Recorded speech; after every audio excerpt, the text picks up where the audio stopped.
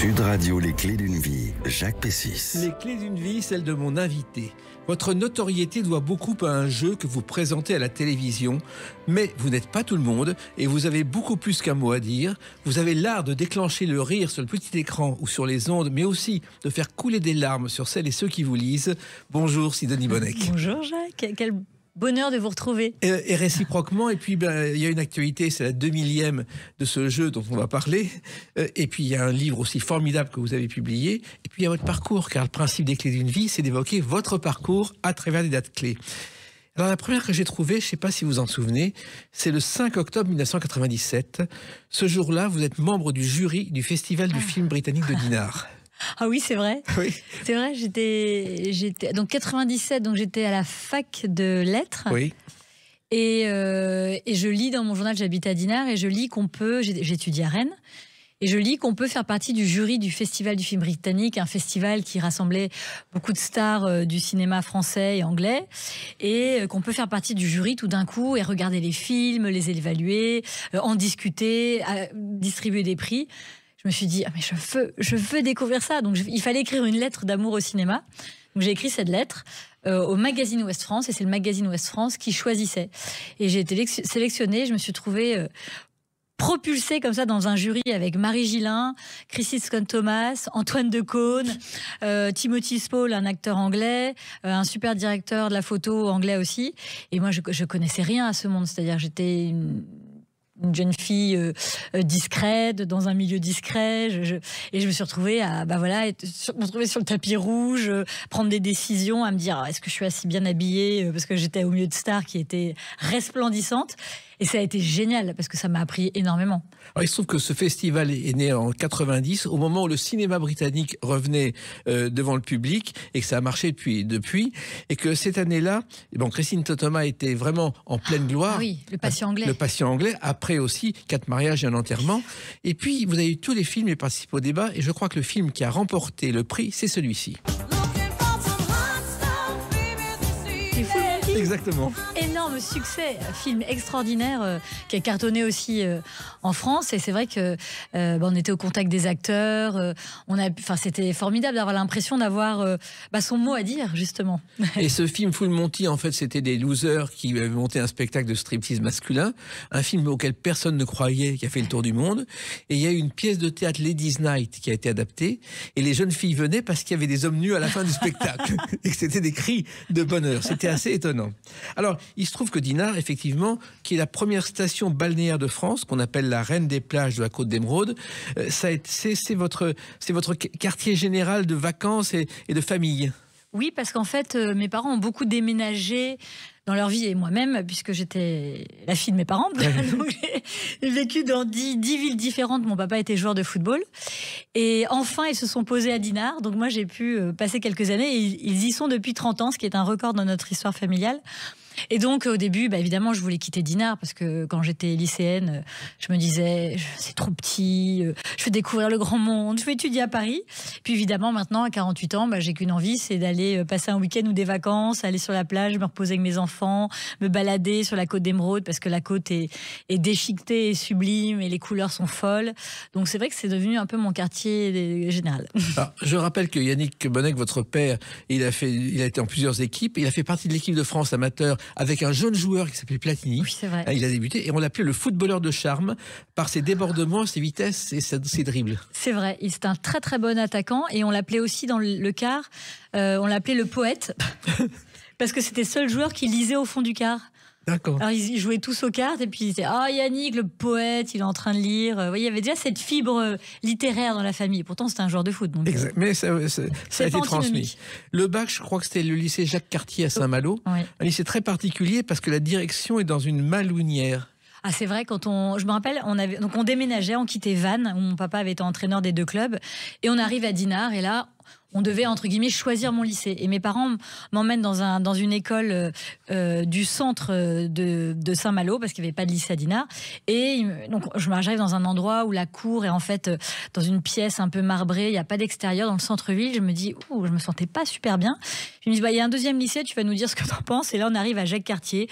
école publique, grande allée, malouinière sublime, parc, école. J'ai dit, écoutez les amis, on va étudier là. Moi, je me sentais bien. C'est un lycée extraordinaire, le lycée Jacques Cartier. Et le côté littéraire, l'étude littéraire, ça vous a tout de suite tenté, Sidonie Bonnec? J'ai toujours écrit, j'ai toujours aimé les mots depuis que je m'en souvienne. J'écrivais des poèmes, j'écrivais sur la machine à écrire de ma maman, j'écrivais des histoires, je collectionnais les mots dans des carnets. Je lisais le dictionnaire, je disais que c'était mon ami, parce que comme on déménageait beaucoup, c'était pas évident de sympathiser ou de s'intégrer facilement dans les groupes, ou certaines régions qui sont plus difficiles parfois. Et donc j'avais toujours ces mots, ce dictionnaire, ces histoires, ces petits carnets.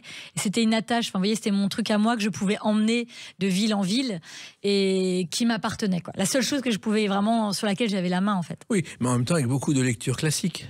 Et toutes les lectures, j'ai adoré, je me revois lire encore Madame Bovary, tous les Zola, j'ai adoré découvrir ces textes, j'ai adoré être avec ces auteurs extraordinaires et me sentir bien avec eux, ça c'était vraiment important dans ma vie. Et puis donc il y a eu l'université de Rennes justement, parce que c'était logique étant donné que vous étiez à Dinard, et c'est une maîtrise de lettres pour commencer. Oui, alors après le lycée, je suis entrée en Hippocagne et à Châteaubriand à Rennes, et c'était formidable parce que le niveau était élevé, c'était très intéressant et à la fois extrêmement dur. Oui, et d'ailleurs ce lycée est l'un des 8 premiers lycées créés par Napoléon. Ah c'est vrai? Oui. J'ignorais, ça m'intéresse. En 1802 exactement, 7 octobre. J'adore. Eh bien écoutez, c'est une école d'exigence, voilà. Parce que j'en ai un peu bavé. Et donc j'ai décidé de retourner d'aller à la fac, où là j'étais vraiment épanouie. Et donc j'ai fait une fac de lettres et j'ai fait une maîtrise de lettres et un doc d'histoire. Pour tout ça, pour préparer l'école de journalisme, parce que dès mes 16-17 ans, je savais que je voulais être journaliste. Et pourquoi ? Pourquoi ? Par curiosité ? Par curiosité, et surtout j'avais compris que poser des questions aux gens, c'était la manière de vivre 1000 vies et de ne jamais m'ennuyer. J'ai toujours eu ce goût de l'autre, m'intéresser. Vous voyez, là, je me retiens de vous poser des questions parce que vous n'allez pas être content. Et moi, c'est ça qui me plaît. C'est que les autres se racontent. Et j'adore ça. Et donc, journaliste, c'est le métier par excellence qui vous permet la rencontre. Donc, c'est le CELSA avant de revenir à Ouest France. Oui, exactement. J'étais pigiste à Ouest France pendant 1 année. Et puis, mais c'était pas suffisant pour vivre, c'était un peu difficile. Et donc après, je suis partie en Inde aussi toute seule, enfin avec mon amoureux de l'époque, pardon, pas tout à fait toute seule, oui.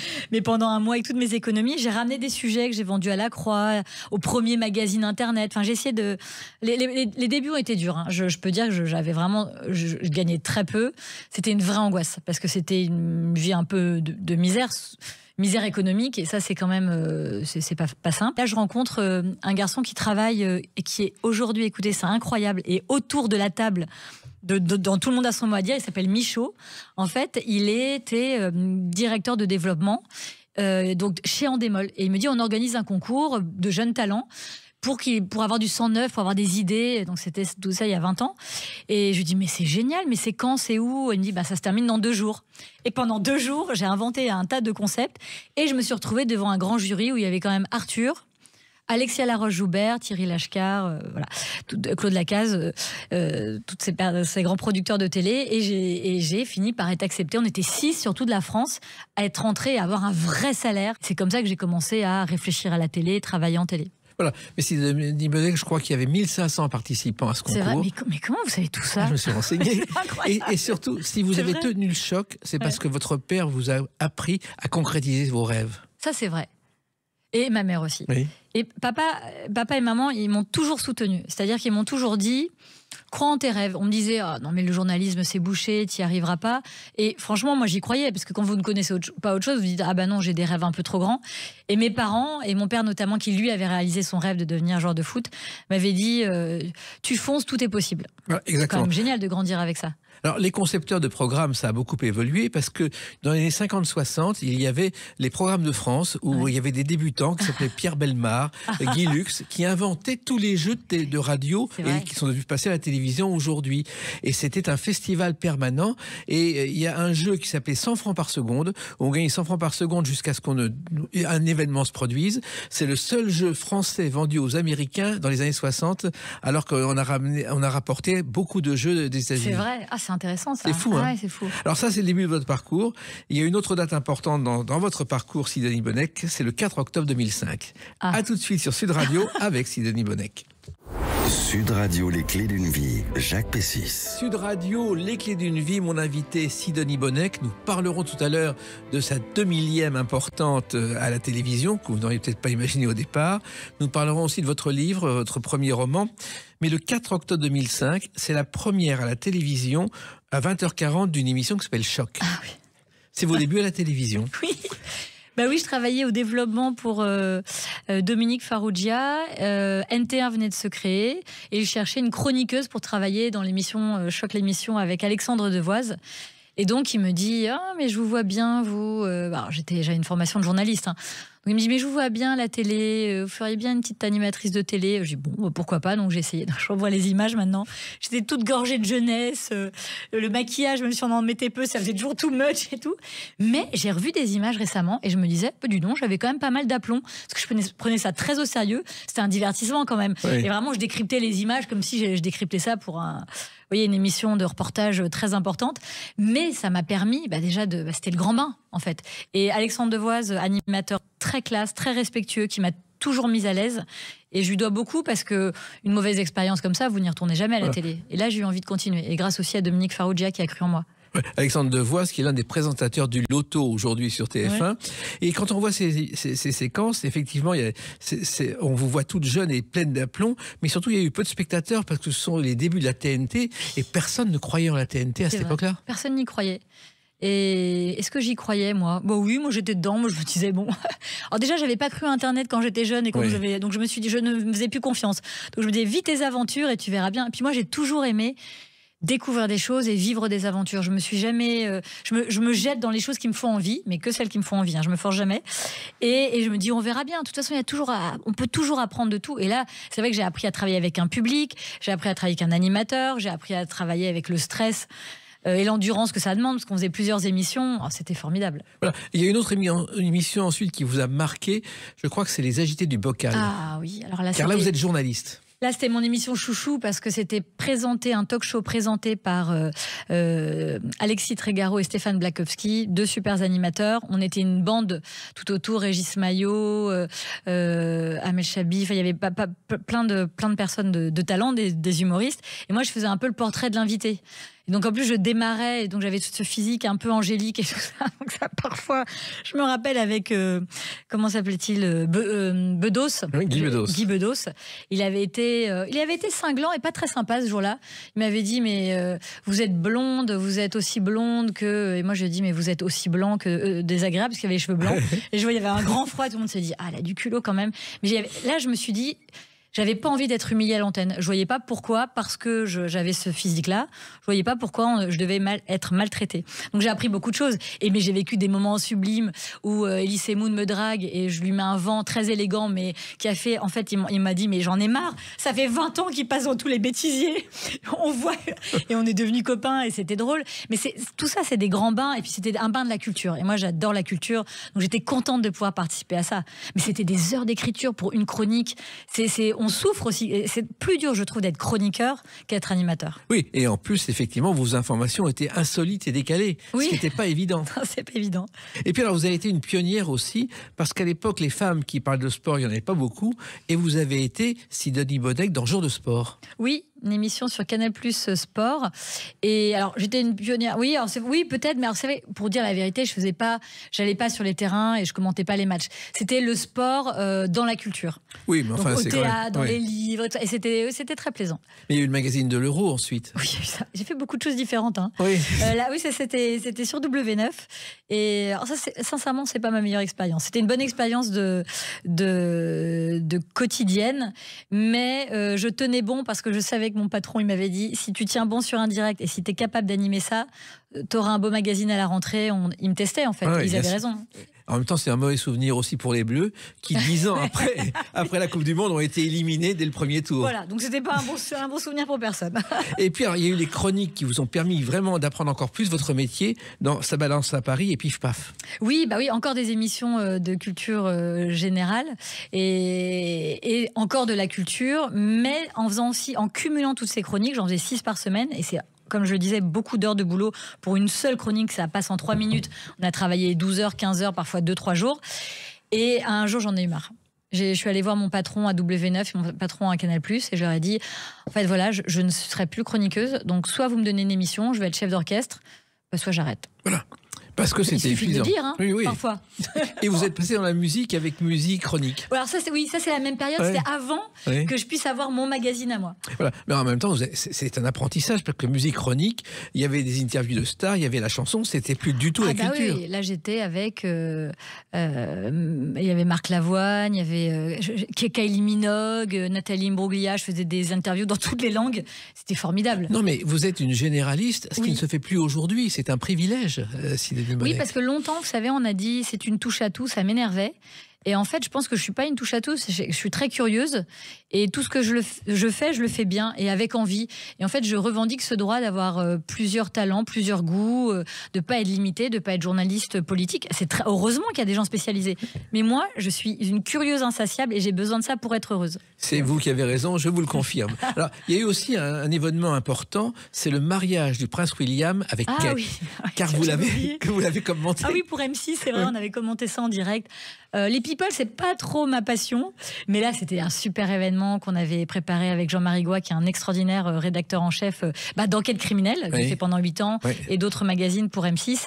Et on s'était régalé à commenter ça avec des chroniqueurs. Là, j'étais animatrice. Oui. Moi, quand je suis animatrice, j'adore. Parce qu'en fait, mon boulot, là, ça devient de mettre en valeur les autres, de mettre une bonne humeur, de tenir les rênes. Et ça me plaît. Oui, ce mariage a été très suivi, beaucoup moins que celui de la reine Elisabeth en proportion. Ah oui. Parce que, en même temps, surtout qu'il y a le couronnement de la reine Elisabeth. En 1953, la télévision n'existe pratiquement pas en France. Ils vont vendre 20 000 téléviseurs par jour. Pour cet événement. Et ce n'est pas Léon Zitrone encore qui commente, mais Jacques Salbert, qui est à l'époque le correspondant britannique de la France à Londres. Et moi, j'adore l'histoire. C'est super que vous construisiez votre émission comme ça, parce que on est aujourd'hui, mais on est aujourd'hui parce qu'il y a eu hier, et c'est passionnant de découvrir ce qui nous a mené à aujourd'hui. Alors, ce qu'il y a eu hier, justement, c'est ce générique.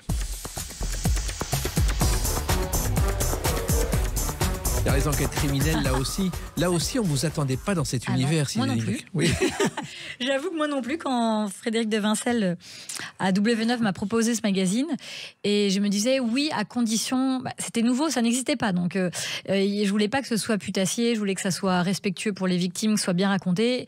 Et j'ai rencontré le rédacteur en chef Jean-Marie Goua et les équipes, et c'était les documentaires, les enquêtes étaient très bien menées, c'est des grands faits diversiers qui les menaient, c'était très bien monté, les interviews que j'avais après avec les avocats, les familles des victimes, c'était toujours, on bossait énormément, il y avait le chroniqueur Paul Lefebvre à mes côtés. C'était une émission très sérieuse et ça a été un carton quasi immédiat et ça marche toujours très bien. Je suis restée 8 ans et j'étais contente parce qu'en fait on faisait vraiment un boulot de décryptage, d'interview, c'était intéressant. C'était pas que oh là là, vous savez le petit frisson de voir le malheur des autres, parce que ça je voulais pas de ça. Et effectivement, il y avait de longues enquêtes et c'était nouveau qu'une femme présente à la télévision ce genre d'émission encore. C'est vrai. C'était assez marrant de choisir une femme. Les gens étaient attirés par le fait que j'ai l'air un peu angélique et que je parle de sujets très durs. Mais enfin bon, il n'y a pas de physique pour animer ou traiter des sujets. Oui, mais c'est pas facile de traiter des sujets durs de cette façon quand on arrive à l'antenne. Oui, mais comme j'avais ce bon rédacteur en chef et que c'était une bonne équipe de journalistes, j'étais heureuse de porter leur travail. Donc ça s'est bien fait. Et vous avez collaboré à une revue qui s'appelait Crime et Châtiment. Ah oui, j'étais partie en reportage 5 jours avec l'ancien ministre de la Justice. Éric Dupond-Moretti. Éric Dupond-Moretti, je ne connais que lui, bien sûr. Et j'étais allée le voir au culot. J'ai dit, je peux vous suivre? Il me fait, allez, venez, petite. Et il m'avait emmenée dans sa voiture. Et qu'est-ce qu'on avait? C'était extraordinaire. Bon, c'était un génie du droit. Il avait plié toute l'audience avec son témoignage. En dehors, moi, du coup, je mangeais des frites avec lui. On buvait une petite bière ou je sais plus, ou de l'eau, je sais plus. Et on parlait du droit, on parlait de ce qu'il animait. C'était un ogre passionnant, quoi. Et puis après, il m'a ramené à Paris. Je dis, on roule un peu vite là. Oui, c'est vrai. Et on écoutait Yves Duteil. Je me disais, j'adore Yves Duteil. C'était une expérience dingue. Et ça, c'était vraiment, j'adore l'immersion. Et là, j'ai vécu 5 jours à ses côtés, quoi. Avec lui, avec les affres du procès, les gens qui l'arrêtaient dans la rue, ses questionnements, c'était formidable. Voilà. Il s'appelle Éric Dupond-Moretti. En fait, il s'appelle Éric Dupont. Mais lorsqu'il a fait sa première affaire, il y a eu une erreur de transcription, le dossier d'un autre Dupont. Non. Et c'est pour ça qu'il a ajouté le nom de sa mère, Moretti, pour ne plus avoir ce genre de problème technique. Il faut toujours avoir un Jacques Pessis à ses côtés. C'est extraordinaire. En tout cas, là, j'ai la chance d'avoir une Sidonie Bonnec à mes côtés. Et on va se retrouver dans quelques instants avec une autre date, le 30 juin 2010. A tout de suite sur Sud Radio avec Sidonie Bonnec. Sud Radio, les clés d'une vie, Jacques Pessis. Sud Radio, les clés d'une vie, mon invité Sidonie Bonnec. Nous parlerons tout à l'heure de cet événement lundi prochain, qui est la 2000e d'une émission chère à votre cœur et au cœur du public. 30 juin 2010, ce documentaire est diffusé à la télévision. J'arrive à Lochinver, au nord de l'Écosse. C'est un port que les bateaux français et espagnols utilisent pour décharger les poissons qu'ils pêchent dans l'Atlantique. Ça, c'est une aventure incroyable. L'une des meilleures de mon existence. En fait, c'est sur M6, en seconde partie de soirée, une aventure dans tous les sens du terme, puisque vous allez vous retrouver sur un chalutier pendant plusieurs semaines. Oui, en fait, je présentais Enquête criminelle, mais j'avais envie de faire du documentaire, donc j'ai tapé à toutes les portes en proposant de l'immersion. Pourquoi l'immersion ? Parce qu'à l'époque, ça se faisait pas. Voilà. Non, mais franchement, j'étais, même si malheureusement M6 n'a pas souhaité continuer, et c'est bien dommage, mais ça ne se faisait pas. Après, ça a commencé à s'aimer avec Harry Roselmack et d'autres, mais moi j'avais ce sentiment qu'il fallait être in situ, que c'était bien d'avoir les gens en plateau, mais si on vit chez les gens avec eux, qu'on prend le petit-déj avec eux, on n'apprend pas la même chose. Je voulais vraiment faire ça. Puis ils m'ont présenté un réalisateur, parce que je voulais quelqu'un qui cadre, mais qui écrive aussi, parce que je n'étais pas réalisatrice. Je ne savais pas préparer un documentaire, je voulais bien apprendre. Et donc on me propose ce fameux Jérôme Corquiquian, avec qui je vais bosser pendant 1 an, parce que c'est des gros docs qui coûtaient cher sur M6.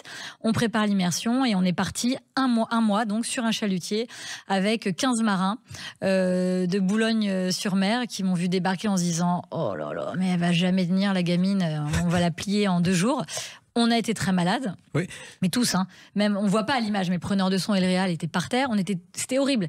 Il y avait 7 mètres de creux. Ça faisait 10 ans qu'ils n'avaient pas eu une telle tempête au sud des îles Féroé, donc c'était très compliqué. Et puis après, mais c'est bien parce que l'immersion, c'est ça, c'est qu'on vit dans notre chair les souffrances de ces marins. Donc il y a beaucoup de marins aussi qui ont eu du mal à s'amariner. Et petit à petit, j'entre dans leur quotidien et à la fin, je répare les chaluts, les filets comme eux, je les aide à pêcher, on fait à manger, je porte le même pull pendant 1 mois, et je deviens ch'ti, j'ai des expressions et je révèle leur monde. Et ça a été un documentaire extraordinaire, déjà parce qu'il a très bien marché, parce que 15 ans après, on m'en parle encore 1 jour sur 2, et que ces marins, enfin leur famille, savaient ce qu'ils vivaient. Parce que c'est des marins qui souffrent tellement pendant leur campagne, ils partent 3 semaines, 1 mois, 1 mois et demi, et quand ils rentrent, ils ne veulent plus parler de ça, parce que ça a été très dur. Donc ils vivaient avec des familles qui ne connaissaient rien de leur vie. Et à partir de là, donc c'est un film qui est montré aussi en école de marine. Enfin, c'est vraiment un film qui a changé la vie de ces marins. Et je les revois régulièrement. On est allé fêter le départ en retraite du capitaine. On est vraiment liés, quoi. Et puis Jérôme Corquiquian est devenu mon mari, oui. Et nous avons eu 3 enfants. Moi, c'était il y a 17 ans. Voilà. C'est l'histoire dans l'histoire. Oui, mais ça, c'est venu aussi petit à petit. C'est à la fin du documentaire. Et il y a un autre exemple dans le genre, quand Pierre Tchernia, au début de la télévision, a fait un reportage en direct au fond de la mine. C'est la première fois que les familles des mineurs ont vu les mineurs à la télévision. Ils ne savaient pas comment ils travaillaient. Ça, c'est formidable. Alors, la première femme aussi qui a été marin, en se faisant passer pour un homme, je ne sais pas si vous savez, elle s'appelle Jeanne Barret. Elle a fait le tour du monde à bord d'un bateau, la Boudeuse, en 1769. Elle était déguisée en valet de chambre du naturaliste de l'expédition Philibert Commerson. J'adore cette histoire. C'est extraordinaire. Pendant tout ce temps, elle est passée pour un homme. Alors, il se trouve qu'effectivement, ce documentaire a été le point de départ d'une autre série. Il y en a eu un autre, Sidonie Bonnec, je crois que c'est La vie, la nuit. Oui, alors après, sur W9, on est parti avec Jérôme. On a vécu 6 mois la nuit. On n'avait pas d'enfants. Enfin, on n'avait pas d'enfants tous les deux, en tout cas. C'était très compliqué parce que on vivait vraiment à rebours, justement, pour savoir ce que vivaient les gens qui travaillent la nuit. Donc, ce sont évidemment beaucoup de personnel hospitalier. C'est les gens de la BAC, de la police. Ce sont les stripteaseuses. Vraiment, c'est tout ce milieu complètement désocialisé parce qu'en fait, ils ne voient pas le jour. Donc, ils ne font pas leurs papiers. Souvent, ils divorce, enfin, c'est des vies quand même très particulières. Et donc j'ai vécu avec toutes ces personnes et on a fait trois beaux documentaires qui racontaient la vie de ces gens. C'était formidable. Et comment était venue l'idée? Parce qu'il faut avoir cette idée-là. Avec Jérôme, on est un peu des machines à aider. Moi, je passe mon temps à remplir des carnets d'émissions qui se feront jamais. Et je suis sûre qu'il y en a des super. Mais bon, vous savez, c'est pas simple de faire passer ses idées. Mais oui, en fait, on voulait continuer l'immersion et on s'est dit quand même, vivre, la vie la nuit, c'est quelque chose. Voilà. Ça nous est venu comme ça. C'est vrai, aujourd'hui, 72% des militaires, des policiers et des pompiers travaillent la nuit. Et 40% des infirmières. On n'imagine pas ce que ça peut représenter. Il faut parler d'eux, de ce qu'ils ressentent. La nuit, tout est différent. Voilà. La nuit, tout est plus dangereux aussi. Et vous l'avez fait aussi de façon très précise, journalistique, et pas comme le buzz comme chez Ardisson et d'autres. Oui, nous, c'est vrai que nous, on aime bien raconter des histoires. Et surtout, on veut tendre le micro à des personnes... aux gens de la vie, quoi. Donc c'est notre métier en fait, ça, de raconter comment c'est, et puis de pouvoir en baver avec eux aussi, leur montrer que non, on va faire la garde, elle dure 12 heures, on est là pendant 12 heures, quoi. Oui, et en même temps, vous avez une caractéristique, c'est Denis Bonnec, c'est-à-dire que vous écoutez, et c'est rare aujourd'hui, mais ça c'est votre curiosité. Oui, c'est ma curiosité, c'est mon éducation aussi, je crois, parce que mes parents m'ont appris à prendre soin des autres. Et ça, c'est quelque chose qu'il faut apprendre à ses enfants aussi. Et ça sert à la télévision aussi. Oui, c'est utile. C'est un respect. Alors, il y a aussi les maternelles que vous avez présentées pendant 1 an. Là encore... J'ai fait tout ça. Mais oui, vous vous rendez compte? La liste est très longue. Et les maternelles, c'était encore une aventure totalement différente. Oui, c'était une super aventure, malheureusement, qui a duré qu'1 année. Mais c'est déjà pas mal pour des histoires de choix de production. Enfin bon, c'était un peu... je suis arrivée dans une année de crise, malheureusement, mais j'ai adoré. C'est un peu l'émission dont je rêvais. Bon, c'est celle qui a duré le moins longtemps, mais c'est pas grave, la vie, c'est plein de surprises aussi. Mais j'étais heureuse, j'avais un enfant donc d'1 an, et je présentais, alors j'étais en plein dedans, c'est-à-dire je pleurais une émission sur 2, j'avais des conseils, je demandais des conseils, qui étaient vraiment des conseils que j'avais dans la chair, parce que c'est moi qui avait ce problème-là, mais je savais que ça allait servir aux mamans, c'était une super expérience. D'être dans cette lignée d'animatrice des maternelles, c'est quand même une chance inouïe. Oui, parce que finalement, Karine Le Marchand ou Julia Vignali ont débuté dans les maternelles. Donc c'est un banc d'essai formidable. Complètement. Et c'est ensuite que vous avez fait ce livre avec Marie Drucker, Maman pour le meilleur et pour le reste. Oui, c'est rigolo, parce qu'avec Marie, on est tombés amis à RTL.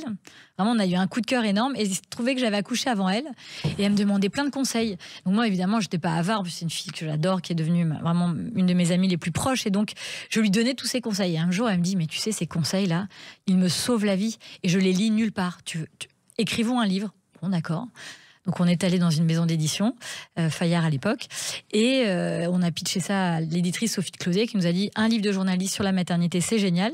Et on a fait ce livre Maman pour le meilleur et pour le reste, qui a vraiment très très bien marché, parce qu'en fait il y avait une demande, et il y a plein de mamans encore aujourd'hui qui me disent nous avez sauvé la vie avec votre livre, parce que on me parlait de manière un peu décorsetée, totalement réaliste, parce qu'on avait les mains dedans, et on avait les bons conseils pour les papiers, pour la pédagogie, pour le matériel. On s'est bien amusé. Oui, et c'est vrai que dans les années 50, Laurence Pernoud a écrit J'attends un enfant. Elle a fait ça par hasard à la suite d'une chronique journalistique, et elle a travaillé pendant 30 ans. Je crois qu'il y a eu le livre a été publié dans 70 pays. C'est incroyable. Ça prouve qu'il y a un manque d'informations sur ce sujet. On n'est pas prêt à être parents, ça c'est clair. On nous en parle pas assez. Il y a des légendes. C'est merveilleux d'être parent. Tout est simple. Tout est compliqué, il faut le dire. Et puis, il y a aussi un sujet qu'on commençait à peine à traiter, c'est l'écologie. Et avec Marie Drucker, vous avez récidivé. Oui, c'était un peu la suite. Parce que quand on est parent, et en tout cas maman, on fait très attention à ce qu'on donne à notre enfant, aux lessives qu'on utilise. Et en fait, on était perdus. Donc, on s'est dit, écrivons le livre qui va nous sauver, qui va nous libérer. Et on a écrit ce livre qui a aussi très bien marché, parce que c'est une période où on incriminait tout d'un coup tous les produits. Donc, on savait plus. Il y avait comme une paranoïa sur la consommation. Donc, on a essayé de remettre un peu l'église au milieu du village et de donner les bons conseils. Et comment on fait dans ces cas-là? On voit des spécialistes, on teste? C'est un boulot. Je sais pas comment on faisait avec nos bébés, nos petits là. On travaillait comme des dingues, parce qu'on travaillait aussi à RTL, à la télé. Oui, beaucoup d'interviews de médecins, et beaucoup d'interviews de spécialistes en fait. Et Marie Drucker, c'est une complicité totale, amicale. On s'aime. Moi, j'ai une anecdote sur elle étonnante. En fait, elle était enfant encore. Je déjeune avec sa mère, Véronique Drucker, dans un restaurant. Et il y a Marcel Julien qui est là, qui dit à la petite Marie, écoute, tu vas tirer les cheveux de cette dame, c'est une perruque. Et cette dame, c'était Lumina Tcherina, une danseuse célèbre. Elle s'est avancée et on a arrêté vraiment la main de Marie Drucker. Elle avait 8 ans, juste avant le drame parisien. Dans ce métier, on n'a pas toujours beaucoup d'amis. Mais Marie, c'est vraiment une personne déjà qui a un talent fou. Ce qui est drôle, c'est que je la regardais à la télé, parce qu'elle a commencé bien avant moi. Et j'admirais, je me disais, j'espère qu'un jour j'aurai son élégance. Et j'admirais beaucoup. Je n'aurais jamais pensé devenir amie avec elle. Et c'est une personne sur qui on peut compter. Vous savez, ces gens qui sont là quand vous avez des grands bonheurs et aussi des grands malheurs. Parfois, les amis ne sont là que pour l'un des deux. En général, il ne faut pas les garder. Mais elle est tout le temps là. Et puis, Sidonie Bonnec, il y a autre chose. Votre curiosité naturelle avec votre métier a fait que et vos déplacements vous ont permis d'écrire des anecdotes sur les régions. Ah oui, c'est vrai. Ça, c'est aussi tout à fait différent. Ça, c'est ma carrière radiophonique à RTL. Oui. J'ai travaillé pendant 10 ans avec notamment Thomas Hugues et on racontait beaucoup de... En fait, c'était un peu les coulisses du monde. C'était formidable, cette émission. La curiosité est un vilain défaut. Et on a raconté tellement d'histoires qu'un jour, on s'est dit, tiens, on va en faire... On va les publier. Donc, on avait publié le manuel de la curiosité générale et après, toute seule, un tour curieux de la France. Parce que j'adore raconter des histoires et j'avais pas envie de les garder pour moi. Et donc, ça fait partie des livres de curieux qu'on peut comme ça picorer à n'importe quel moment de sa journée. Oui, et cette curiosité, elle vient aussi de l'enfance, avec tous ces déplacements. Oui, parce qu'en fait, vous savez, quand vous êtes arraché de votre terroir, eh bien, il faut se réimplanter quelque part. Et le seul moyen, en fait, de se réimplanter, c'est de poser des questions aux autres, de s'intéresser aux autres, et puis de s'habituer aux cultures. Parce que moi, j'ai vraiment découvert dans ma chair et dans mon expérience que la France, c'est plein de petits pays. On vit pas pareil. J'ai vécu à Aix-en-Provence et à Nîmes, ça n'a rien à voir. De vivre à Brest où j'ai vécu, vous voyez. Donc il faut s'habituer à la gastronomie, aux gens, aux accents, à la culture. C'était formidable. C'était un grand bain de culture. Mais chaque région a son identité. Et ça, c'est assez rare quand même.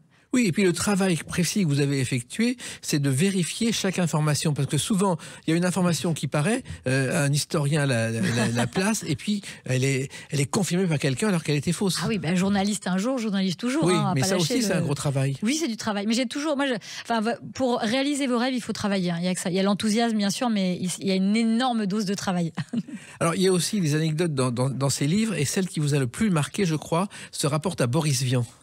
Alors attendez, c'est laquelle? Parce que là, on est un peu loin. C'est l'invention de Boris Vian de la bouteille de lait carré. Ah oui, c'est vrai. Oui, c'est vrai. J'avais oublié, mais c'est vrai. Oui, il était écrivain merveilleux, super musicien de jazz. Et aussi inventeur, parce que ça ne suffisait pas. Et donc, il s'était dit que une bouteille carrée, ça rentrait quand même mieux dans les placards. Je suis assez d'accord. Hein. Oui. Mais bon, on l'a pas suivi surtout, Boris Vian non plus. Hein. Donc, cette bouteille n'a pas perdu. Enfin, si.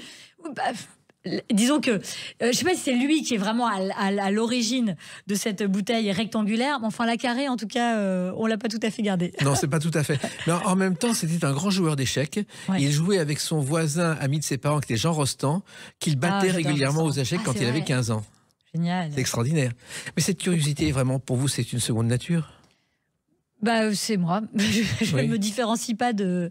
Je suis toujours enthousiaste des autres, de la nouveauté, Ouais. J'ai même du mal à en parler parce que c'est indissociable de moi, vous avez raison. En tout cas, on va continuer à parler d'une autre date lundi prochain, le 24 novembre 2025, avec la 2000e d'une émission. Ah. Ça, c'est important pour vous. On se retrouve dans quelques instants sur Sud Radio avec Sidonie Bonnec.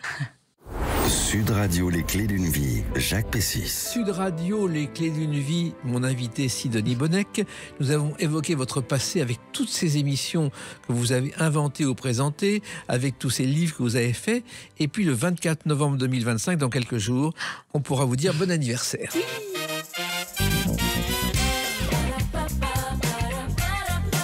Tout le monde a son mot à dire. 2000e émission, ce que vous n'auriez jamais imaginé au début. 8 ans d'émission, vous imaginez, c'est très long. Et pour un divertissement de culture générale qui arrivait dans une case qui était totalement sinistrée, je crois qu'il y avait 300 000 téléspectateurs. Et nous, on arrivait avec ce divertissement culturel en se disant, on croisait les doigts. Après, moi, je me suis toujours dit que mon boulot, c'était pas de stresser, c'est le boulot de mes producteurs. Moi, mon boulot, c'est de donner la matière.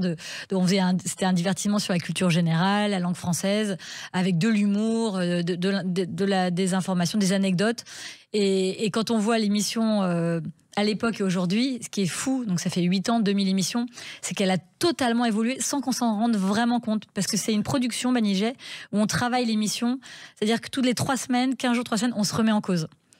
Donc, on améliore toujours, on apporte toujours des choses, ce qui fait que on ne peut pas se lasser de cette émission. Et c'est quand même très malin. Comment vous êtes arrivé dans cette aventure ? C'est les producteurs, les productrices de l'émission qui sont venus me chercher. Et moi, je ne voulais pas. J'ai dit, il fallait passer en fait à un casting. Et j'ai dit, écoutez, moi, je suis journaliste. C'est vrai que les maternelles sont arrêtées. J'avais plus rien, clairement. Enfin, je travaillais à la radio, mais j'avais plus de télé. Et ils m'ont dit, mais si t'es faite pour ça, je dis, mais franchement, moi, c'est vraiment, j'aime. C'est du divertissement. Et déjà, je ne sais pas le faire. Et j'étais peut-être pas très à l'aise avec ça. Donc j'ai dit non une fois, 2 fois. Ils m'ont supplié, ils m'ont dit, passe le casting. Tu le passes. Et après, on en parle. Donc je l'ai passé avec plein d'autres grands animateurs, des animateurs très connus, des femmes, des hommes. Et je rentre chez moi le soir et je me dis, mais je me suis ridiculisée. Il y avait tout France Télé, tout Banijé, du public, des people. Je me dis, mais en plus le prompteur était tombé en panne, j'avais improvisé. Je me dis, mais quelle cata, je me rappelle, horrible. Et le lundi, il m'appelle, il dit, on en a gardé qu'une, c'est toi. Là, je me dis, ah ouais, mince. Là, je dis, il faut que je vous rencontre parce que je n'ai pas compris pourquoi. Et peut-être que c'était différent, justement, ce que j'apportais, vu que j'étais journaliste, que j'étais naturelle, que je me suis retrouvée à animer avec ce que j'avais dans le ventre et pas ce qu'on avait préparé. Et voilà. Et puis après, on a pensé à Olivier Mine pour qu'on fasse un duo. Et ça a été une idée brillante parce qu'en fait, on est tombés amis vraiment en quelques mois. Et ça a créé quelque chose d'un peu différent parce que c'est vrai que c'est malin finalement de prendre une journaliste pour présenter un divertissement parce qu'en fait il y a un peu un gage de sérieux aussi, mais comme je suis quand même un petit peu zinzin et qu'ils l'avaient senti plus que moi je ne le savais, ils ont profité de ça. Ils m'ont dit, lâche-toi, c'est un terrain de jeu et de la répartie, c'est toi qu'on veut, fais ce que tu sais faire. Bon, d'accord. Vous voyez, c'était pas écrit. Voilà. En même temps, vous étiez première en français à l'école, donc un jeu d'orthographe, ça vous convenait. C'est vrai. Oui, c'est vrai. Bon, ça me plaisait. Mais je savais pas que je pouvais être drôle à l'antenne. Vous voyez, j'avais jamais eu cette occasion. Ah bon?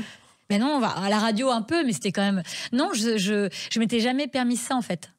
Et maintenant, j'aime bien parce que c'est chouette de pouvoir dire ce qu'on veut en fait. En fait, c'est un jeu britannique dont la version espagnole a été adaptée à la France, voilà. Ce qui est logique. Oui. Et Olivier Mine, ça a été une rencontre immédiate parce que la complicité a été totale tout de suite. Oui, parce qu'en fait, c'est un type extraordinaire. C'est un animateur excellent, c'est un humain brillant, gentil, élégant, drôle. On a l'écriture en commun aussi, parce qu'il écrit des romans et on a toujours été passionnés par ça. Et puis, un duo, c'est très dur à composer. Parce que pour un duo, il faut 2 personnes qui aient un ego raisonnable. Enfin, il y a quand même beaucoup de duos, on entend dans les coulisses, où on compte les mots, la présence à l'antenne. Avec Olivier, on ne s'en est jamais, et aujourd'hui avec Bruno Guillon, jamais préoccupé. C'est-à-dire qu'un jour, je savais qu'il était un peu plus fatigué, je prenais plus de place. Un jour, j'avais peut-être moins de choses à dire, lui. Mais c'est très bien, c'était une matière vivante. On était 2 pour animer, basta. Et c'est ça qui a fait aussi, qui a donné une humeur et une ambiance à l'émission excellente, parce que c'était pas 2 personnes qui se tiraient la bourre, c'est 2 personnes qui mettaient en valeur des sociétaires et des candidats. On est quand même là pour ça. Voilà. Et Olivier Mine, d'ailleurs, a fait une blague lorsqu'il était speaker, je ne sais pas si vous la connaissez. Et dans les programmes, quand il désannonçait les films américains, il mettait le nom de sa grand-mère. Régulièrement. Ce que le lendemain, on disait à sa grand-mère qui vit en province, vous avez tourné à Hollywood? C'est génial. C'est incroyable ça. Ah, il l'a souvent fait. Je ne sais pas si on pourrait pas faire ça aujourd'hui. Je ne crois pas non plus. Mais il a toujours eu un culot et c'est un cabot, quoi. Ah, il est super. Alors, cette émission, elle a quand même eu des bonheurs et des malheurs. Vous avez failli disparaître plusieurs fois. Il y a eu des changements d'horaire. Non, alors, il n'y a pas eu de changement d'horaire. On a toujours été à 18h. Ouais. En revanche, c'est vrai que pour des raisons budgétaires, c'est normal, à France Télé, régulièrement, on doit faire des ajustements avec les finances publiques. Et donc, il a fallu qu'on s'adapte, qu'on tourne plus d'émissions en moins de temps. Mais finalement, sincèrement, France Télé nous a jamais fait sentir qu'on allait disparaître du jour au lendemain. Ils ont toujours été très arrangeants et avec la production, l'idée, c'était de pouvoir tourner, continuer à faire cette émission, mais qu'elle puisse coûter moins cher. Et la solution, c'était pas de réduire la qualité, ça a été qu'on puisse tourner plus d'émissions dans une même journée. Donc, c'est un petit peu plus fatigant, mais ça a permis de conserver l'émission. Ça n'empêche pas les renvois de balles. Olivier Mine fait tout pour vous déstabiliser à certains moments. Ah ouais. Moi, je crois encore plus. Je l'ai beaucoup chambré quand même. Oui. À un moment, je me suis dit, s'il part, c'est peut-être à cause de ça. Mais ça n'avait rien à voir. Mais oui, mais c'est ça, quand on aime les gens, on peut les chambrer. Et moi, j'aime pas les choses lisses, mais j'aime les choses sincères et bienveillantes. Et quand on s'aime, on peut faire beaucoup de choses comme ça. Et pareil avec les sociétaires. Voilà. En même temps, je crois qu'il y a pas longtemps, une dernière émission, il a dit qu'il avait rêvé de vous. Ah Oui. C'est extraordinaire. Je comprends. Vous avez vu ces dernières émissions, on pleure dans les bras l'un de l'autre. J'avais du mal à les revoir. J'ai regardé là et je me dis, on voit sur nos visages qu'on est malheureux de tous se quitter. Et on voit rarement ça à la télé. Oui. Mais on voulait le montrer parce qu'on a toujours tout partagé avec tes spectateurs. Et en fait, il y a beaucoup de téléspectateurs qui me disent, on a pleuré avec vous, on était effondrés. C'était bouleversant pour nous. Vous vivez avec nous depuis 8 ans. C'est comme si on perd un beau copain qui part vivre en Inde. Vous voyez, on va plus le voir tous les jours. Vous connaissiez les jeux à la télévision, vous les suiviez? Je vous dis sincèrement, oui, jamais. Je vais vous dire, je suis pas joueuse. Oui. J'aime pas trop les jeux de société, mais j'aime tellement la langue française et je trouvais que ce jeu était tellement bien construit que ça me plaît, ça m'excite vraiment d'interroger les gens sur la langue française. Mais je ne consomme pas de jeux, c'est vrai. Et c'est peut-être tant mieux, parce que je ne suis pas une caricature d'animatrice de jeu non plus. Je fais à ma manière, vous voyez ce que je veux dire? Le record, c'est le mot le plus long des chiffres et des lettres, qui a duré 50 ans. Le record est à battre. Et le jeu, au départ, s'appelait les 7 lettres. Ouais. Et il était présenté par Christine Fabriga et Jean Valton, un dimanche sur 2 à 12h15 pour 30 émissions. Ça ne devait pas aller au-delà. Et l'idée était née un jour. Armand Jameau est dans un taxi. Il va présenter une idée à la télévision. Et dans le taxi, il a une autre idée. Le mot le plus long. Et il arrive en oubliant la première idée, en lançant la seconde. Et ça a été un énorme succès. Et le premier candidat a été Jacques Capello-Vici, qui est devenu ensuite Maître Capello. Mais oui. C'est assez étonnant. Mais c'est vrai que là aussi, il faut jouer avec les sociétaires en permanence. Oui, mais c'est ça que j'adore. C'est pour ça que les téléspectateurs adorent l'émission. C'est qu'en fait, on travaille avec une vingtaine de sociétaires, mais ce n'est jamais la même combinaison. Donc on n'a jamais la même émission parce qu'il n'y a jamais le même humour, ils ne se chambrent jamais de la même manière, ils font jamais les mêmes réponses. Donc l'émission est à chaque fois une surprise. Et c'est vrai que tout notre rôle avec Bruno, avec Olivier avant et Bruno aujourd'hui, c'est vraiment de les mettre à l'aise, de faire en sorte que Nathalie Corré puisse avoir son espace pour faire de l'humour, Sorène Prévost, Mélodie Fontaine, Camille Serre, enfin ils sont tellement nombreux et talentueux et ils sont tous, ce que j'adore, c'est qu'ils sont tous très différents. Il n'y a pas une personnalité qui se ressemble et ils ont un espace d'expression. Et en plus maintenant, vous savez, ils peuvent se déguiser, interpréter des chansons, nous faire des surprises. Et c'est devenu un show en fait, une émission. C'est quoi quel est le mot, tiens? J'ai envie de dire le mot show, c'est en anglais.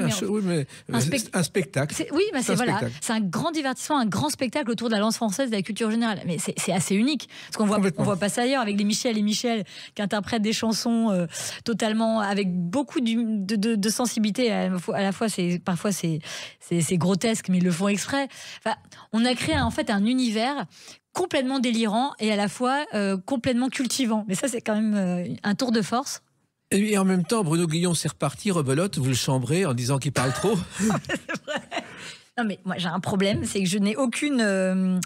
je ne peux pas prendre sur moi. C'est-à-dire que je ne peux pas garder des choses pour moi, donc je dis ce que je pense. Voilà, donc ça donne ce que ça donne. Mais je trouve que je suis heureuse d'être aussi une femme qui a cette liberté-là et de montrer que dans la vie, il faut parler. Moi, j'aime pas les secrets, j'aime pas bien sûr, je suis éduquée, j'ai de la retenue, mais je trouve ça important. La liberté et le droit de parler, de s'exprimer, elle est importante. Et de pouvoir être une femme et de pouvoir parler comme ça, il y a d'autres femmes qui me disent « Waouh, quel caractère, tu te laisses pas faire ». Mais je trouve ça bien déjà pour moi de le vivre et de le montrer, pas comme un modèle, mais peut-être une inspiration parfois.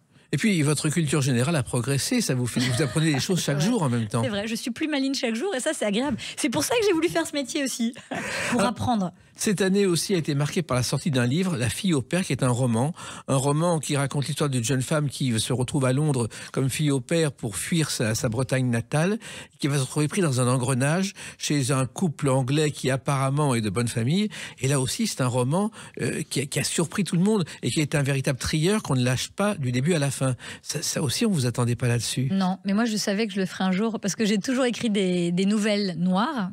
Et je les ai jamais publiées parce qu'en France on publiait très peu de nouvelles et surtout pas pour première publication. Et puis il y a quelques années, il y a 3 ans exactement, j'ai eu cette idée de raconter mon expérience de fille au père, de partir de ce point de départ. Parce que j'étais fille au père, que ça s'est très mal passé, que j'ai dû m'enfuir, que j'ai réussi à fuir dans les années 90. Mais c'est resté comme une forme de traumatisme. Puis un jour, ça m'est revenu en voyant un film qui se passait dans un huis clos, dans une maison, et je me suis dit, mais je peux raconter mon histoire, mais je dois. Donc je demande à mon mari, je fais qu'est-ce que t'en penses? Et le soir même, j'écrivais La fille au père. Et en même temps, La fille au père, ça vient. Les filles au père ont commencé au lendemain de la Seconde Guerre mondiale parce que il y avait beaucoup moins de domestiques dans les familles qu'avant, et c'est comme ça qu'on a commencé à placer des filles pour gratuitement et apprendre une langue ou autre chose. Ouais, c'est le mot domestique qui est important dans l'expression dans votre phrase. Alors, il se trouve aussi que ça a été une véritable construction de thriller. C'était pas évident. Non, en fait, j'ai toujours écrit les nouvelles, donc j'aimé, puis je m'intéressais à la construction des thrillers en général.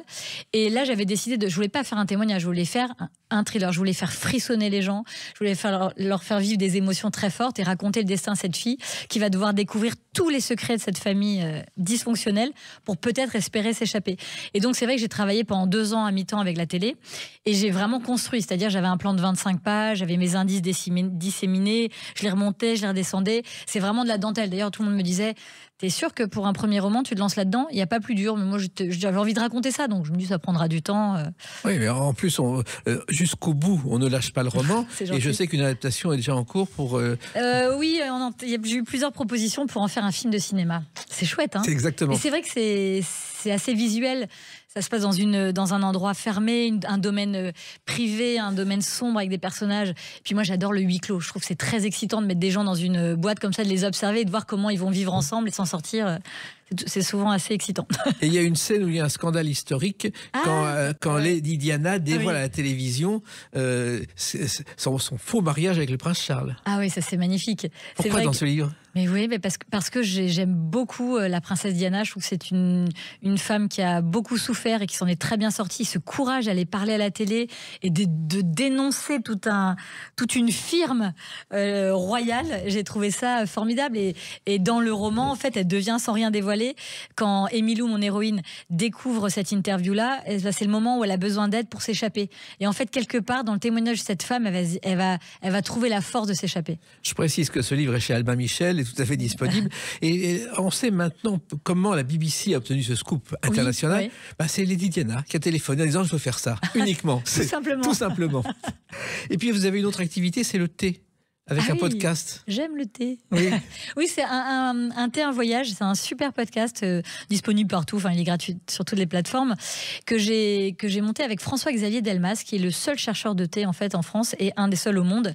Ça fait 30 ans qu'il va chercher des thés partout dans le monde. Donc, il connaît les producteurs, les terroirs, les histoires. Il connaît tout le monde par son prénom. Et il va développer aussi des champs de thé dans des pays où il n'y a pas de travail, pas d'aide, pas forcément d'argent. Et donc on raconte, c'est la 5e saison, il y a plus de 40 épisodes, et j'aimais bien ma petite idée, je voulais en fait qu'on goûte un thé, et à partir de ce thé qu'on goûtait, un perle de jasmin, Darjeeling, un chai, un thé au fromage même. Ah oui, on a même fait le thé et le fromage, on a développé. Et en fait de remonter comme ça voilà, l'origine, le voyage, les visages de ce thé. Ça plaît beaucoup, il est super ce podcast. C'est encore une curiosité. C'est voyage et gastronomie et histoire, parce qu'on raconte beaucoup. Le thé est au cœur de beaucoup d'histoires. On va continuer à voir vos paroles à la télévision et lundi ce sera la 2000e de tout le monde a son mot à dire, pardon. C'est un titre très long, hein. Oui, mais ça marche quand même. Ça marche quand même. Et puis La fille au père est un roman que je recommande à celles et ceux qui nous écoutent chez Albin Michel. Merci beaucoup. En attendant les suivants, parce que vous allez continuer. Ah oui, je suis en train de finir le 2e là. Déjà. Donc, mais c'est pas fini quand même encore. Vous reviendrez en parler dans les clés d'une vie quand vous voulez. Bien, merci. Avec plaisir. Merci Sidonie Bonnec. Et réciproquement, les clés d'une vie c'est terminé pour aujourd'hui. On se retrouve bientôt. Restez fidèles à l'écoute de Sud Radio. Merci.